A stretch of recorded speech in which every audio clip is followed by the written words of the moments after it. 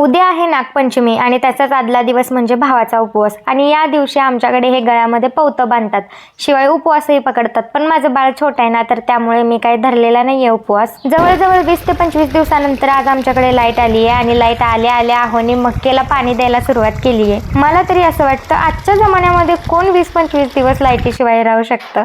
असो, आहोंचं काम झाल्यानंतर ते गेले होते बाळासाठी पाळणा बघायला. आज घेऊ उद्या घेऊ म्हणत म्हणत बाळ आता 2 महिन्यांचं होईल. आम्ही आता हा वाला पाळणा बघत होतो, म्हणजे लाकडीवाला. बाळामुळे मी काय आता बाहेर जाऊ शकत नाही, त्यामुळे आहोंनी व्हिडिओ कॉलच केला होता. कोणाकोणाकडून मी ऐकलंय म्हणजे बाळ जसं मोठं होतं ना तसं त्याची झोप कमी होते, पण माझ्या बाळासोबत हे सगळं उलट आहे. बाळ जसं मोठं होतंय ना तशीच त्याची झोप पण वाढतीये. आज भावाचा उपवास आहे, तर प्रत्येक ठिकाणी उपवासाचे वेगवेगळे पदार्थ खाल्ले जातात.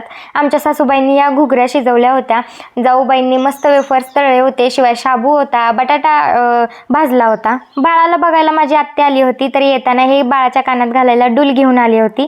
तसे तर बाळाचे कान अजून टोचलेले नाहीये, 2-3 दिवसात टोचल आम्ही. म्हणून मग दुपारी माझ्यासाठी शिरा बनवला होता आणि त्यांच्या सगळ्यांसाठी चहा बनवला होता. गाणं म्हणा,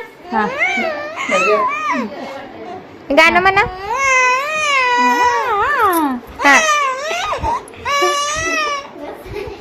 आणि दुसरीकडे बाळाचं चांगलंच गाणं गायचं सुरू होतं. असो, चला भेटूया पुढच्या ब्लॉग मध्ये. तोपर्यंत बाय बाय.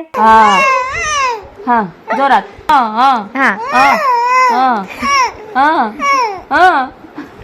आता